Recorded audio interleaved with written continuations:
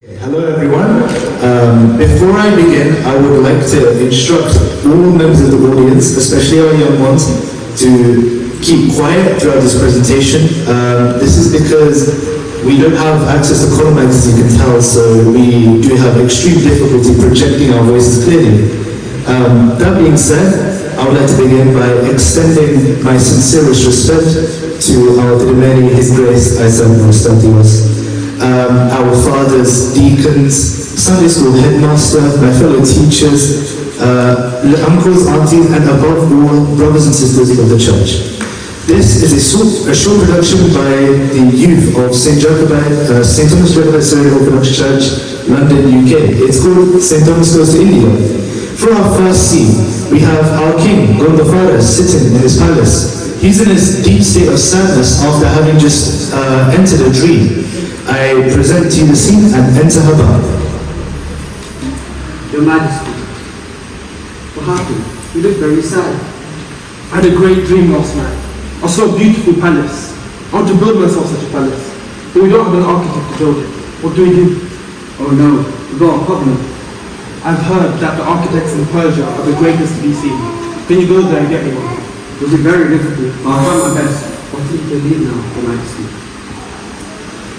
Scene 2. We now transition to the city of Mahose, just off the great river Euphrates, in the country of Persia.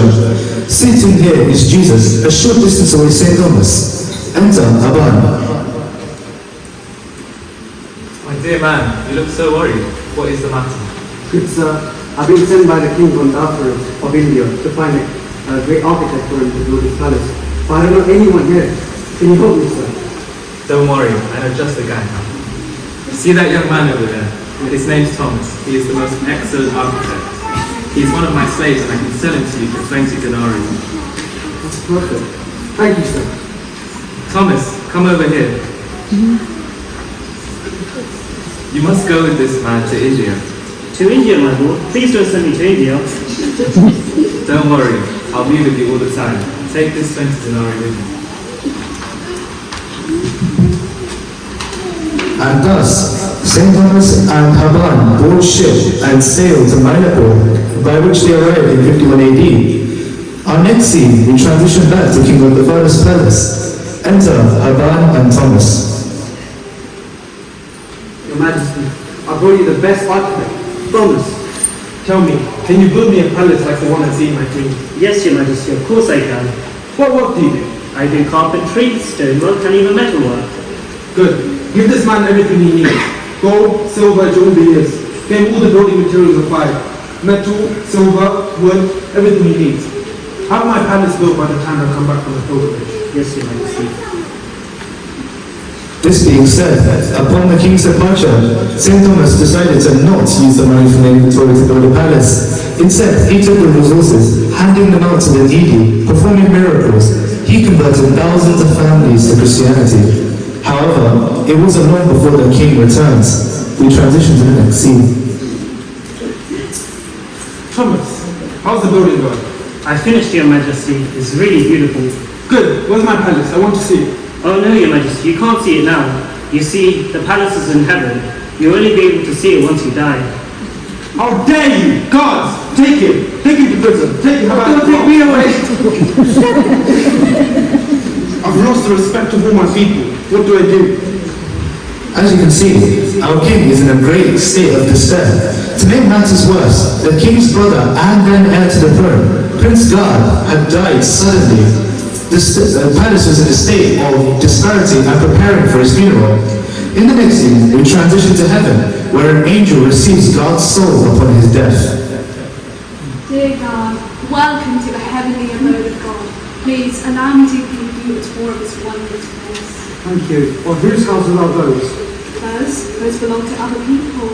And I have that beautiful palace over there, please. Oh no, you can't, for that belongs to your dear brother Gondophares, built by the excellent architect Thomas. If you so wish, I can resurrect you and bring you down to earth so that you can tell me what this wondrous palace indeed is. Yes, please. And thus, Prince Gard's soul is sent back to earth, where he mysteriously rises from the dead. His brother is astounded to see him. Brother, what happened? Oh my king, I saw the most beautiful palace in heaven. The angels told me that the people in carpet are beautiful. Please can have that. I will give you anything that it takes. Immediately release Thomas from prison.